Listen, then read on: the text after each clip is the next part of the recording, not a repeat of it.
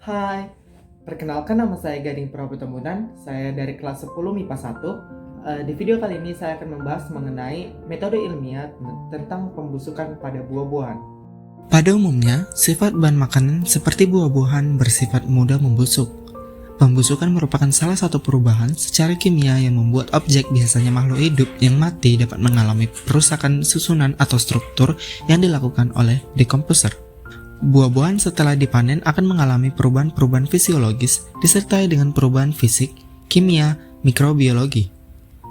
Penyebab lain kerusakan buah-buahan adalah mikroorganisme semacam bakteri, jamur, dan cendawan. Proses ini dapat terjadi pada setiap jenis buah-buahan.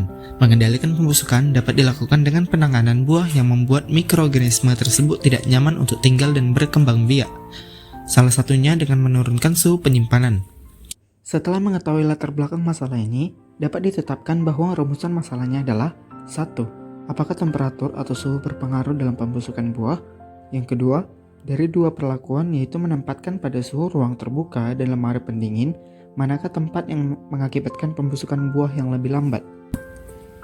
Di bagian observasi, faktor yang mempengaruhi pembusukan buah adalah 1. Mikroorganisme, yang kedua, ontolosis, yang ketiga, temperatur suhu. Di hipotesis yang terjadi pada apel suhu normal, yang pertama, pembusukan buah lebih cepat. Yang kedua, perubahan warna pada buah lebih cepat. Yang terjadi pada apel pada suhu dingin, yang pertama, pembusukan buah lebih lambat. Yang kedua, perubahan buah lebih lambat. Di percobaan kali ini, saya akan menggunakan sebuah apel sebagai bahan uji cobanya. Tapi sebelum melakukan prakteknya, disarankan untuk menggunakan masker, penutup mulut, penutup mata seperti kacamata dan baju lab. Dan jangan lupa untuk mencuci tangan sebelum melakukan praktek.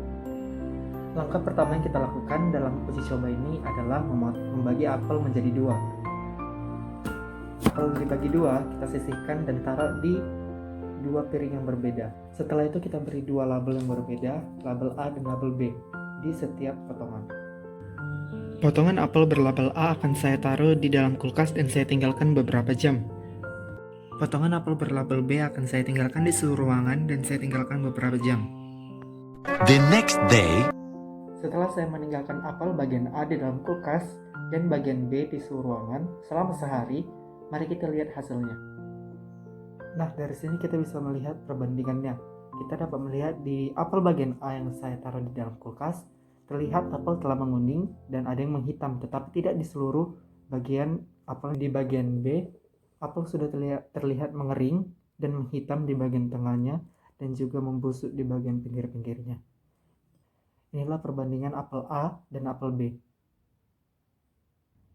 Nah, kesimpulan yang dapat kita ambil dari penelitian hari ini adalah makanan yang kita taruh di dalam suhu ruangan akan lebih cepat membusuk dikarenakan banyak organisme yang membantu proses pembusukan tersebut. Berbeda dengan makanan yang kita taruh di dalam suhu dingin yang membuat makanan tetap awet dikarenakan tidak ada mikroorganisme yang membantu proses pembusukan tersebut. Nah, saya Gading Prabutambunan dari kelas 10 MIPA 1. Terima kasih.